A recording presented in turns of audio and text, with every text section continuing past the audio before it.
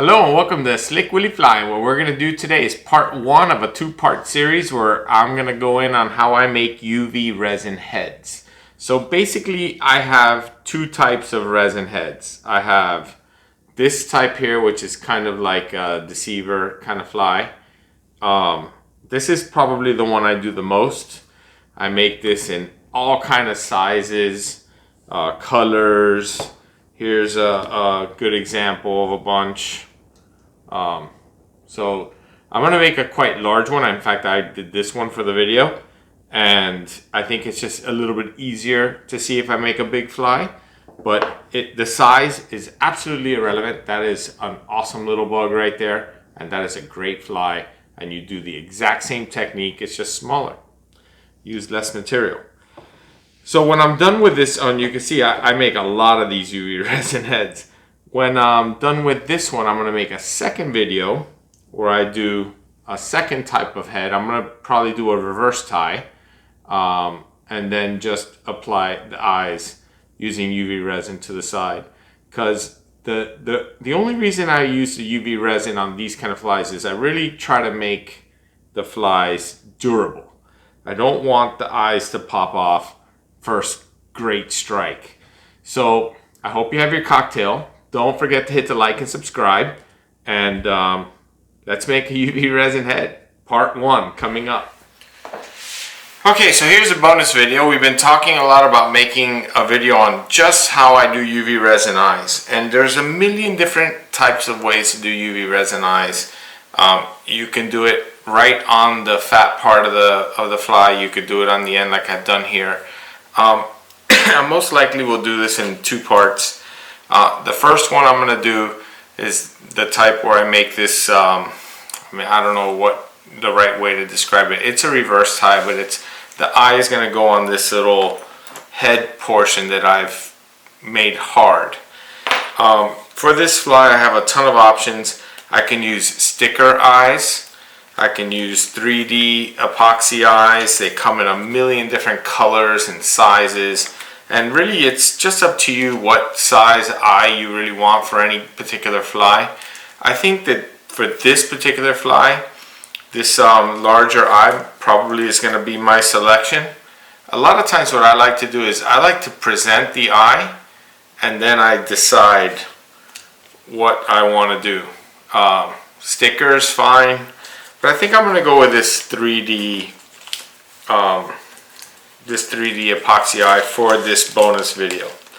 So one thing that I like to do a lot of times is I like to have a little bit of super glue, because a lot of times these eyes have a little bit of adhesive on the back of them, and sometimes that works really well, but not always. So I like to give it a little dab of super glue. And I could do your side first. So I'm just going to give this a touch of super glue right where the eye is going to go. I like to use the hook as a reference.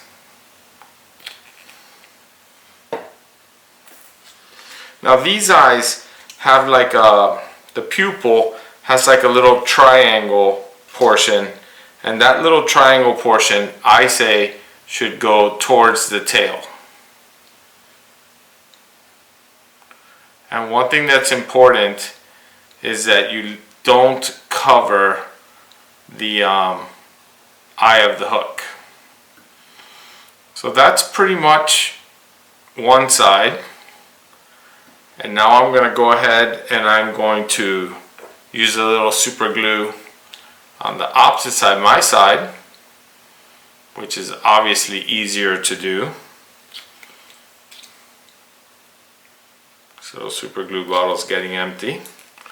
The super glue does another thing. It also gives me a little bit more, the knot's a little bit more secure. Again, I'm going to put the pupil towards the back of the eye, using the hook as my guide. And now those eyes are attached and pretty well centered right where I want them. important that you like the way the eyes turn out.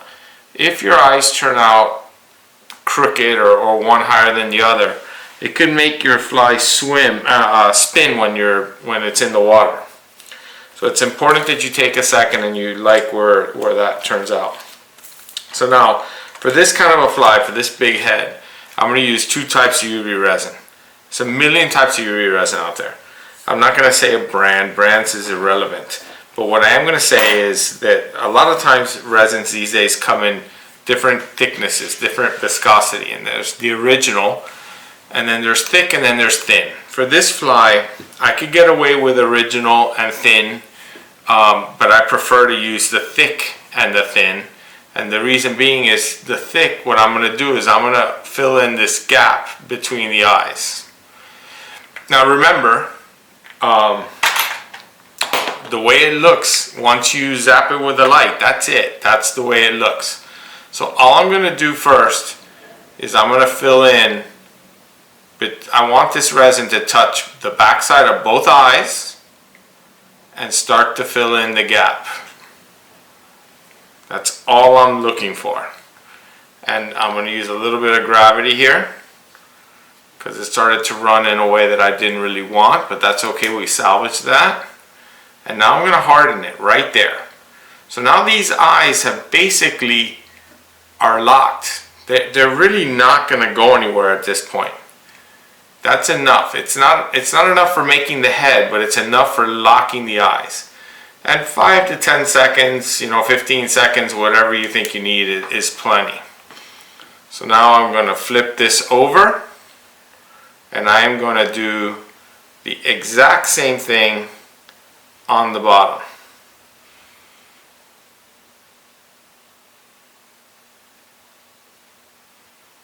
If I ever get a bubble like you just saw, the bubbles I think form when I put these bottles upside down. Like right now it's upside down, I'm using it. And as I go back and forth when I put it down on the table, I think that's when my bubbles form. So you saw that I got a little bit of resin on that craft fur. What I like to do is have a needle ready, and I like to make sure that I stroke that craft fur down so that it lays in a natural position before I zap it.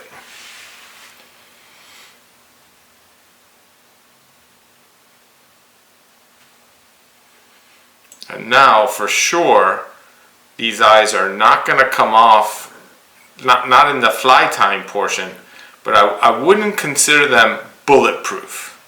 You get a vicious strike from a toothy critter, a barracuda or a pike or even just a vicious hit, a snook or a tarpon that comes and inhales this thing. You need to have this a little bit more durable, or those eyes are not going to survive. So I have a little bit of a gap here on the top. So before I switch to the thin, I'm going to try and fill that gap with just a little bit of thick.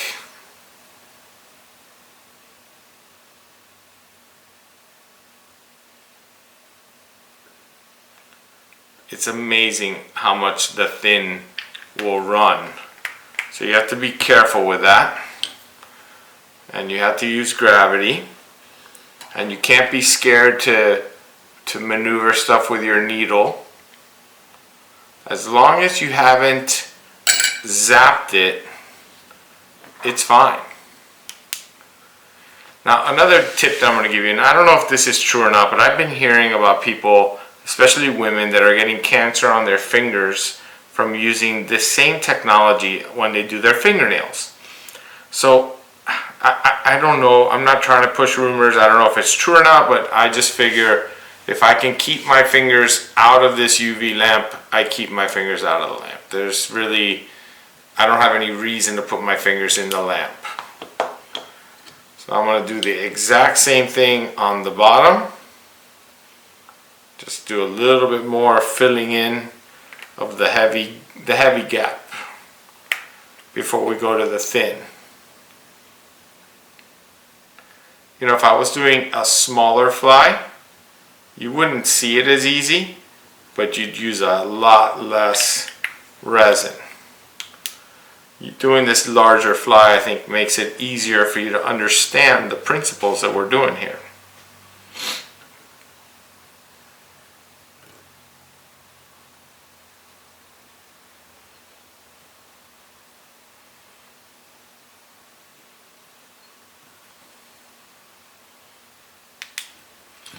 Alright, so now I'm going to switch to a thin. And all I'm going to do is basically I'm going to put a little bit of my thin right on the eye, and I'm going to use the applicator to work it off the edge and onto the material, especially onto the other UV resin. Now this particular viscosity, this really wants to run. So you have to, I think it's important to be ready to keep the fly moving. And I think it's also important that I do both eyes, because I'm going to do quite a bit of spinning now. And I think that the spinning goes a long way here in making this all look really nice.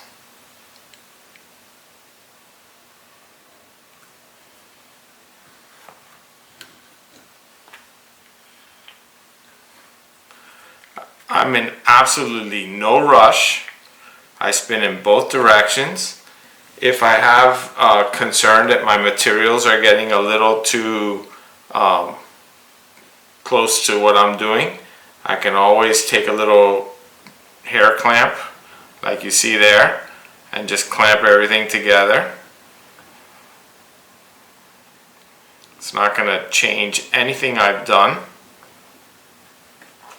And once you're happy with the way that looks, one last thing I like to do, not really a problem on this size fly, but can be a problem on a smaller fly, is I make sure that that's open, and then I just zap it. I could see that I'm a little low between the eyes on the top, so it's going to take a little bit more material on the top. You can see there that this had, putting the little hair clip on had literally no effect on the fly at all.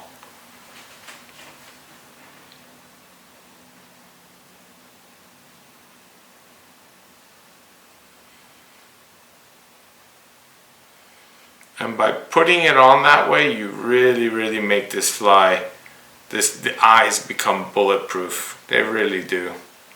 It's amazing how hard it is to knock these eyes off now. Now I'm going to put just a touch more, a little low right here, right between the eyes.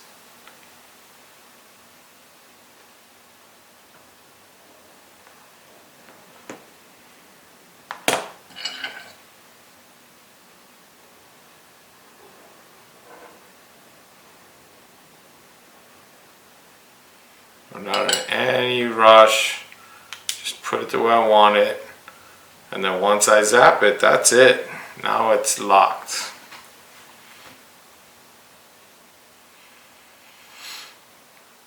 And then I take one final step before I say these eyes are officially done. And I have this magnifying glass.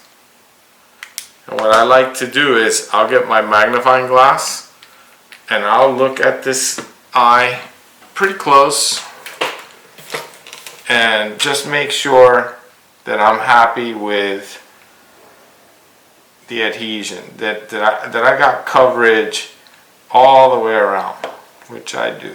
That looks good. Really happy with that. So there it is. Okay, so there it is. Super simple. It's just, you know, do it in layers. You don't have to put a lot on at once. You're not in any rush, don't forget. If it's tacky, if your resin stays tacky even after you cure it, you can easily solve that with a little varnish. Sally Hansen's Hard as Nails, you know, anything like that solves that problem. Don't be afraid of the UV resin, guys. It's very easy. Thank you for watching. Don't forget to like and subscribe.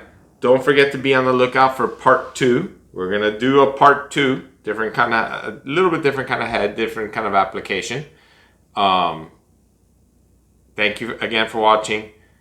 Good luck catching. See you on the next video.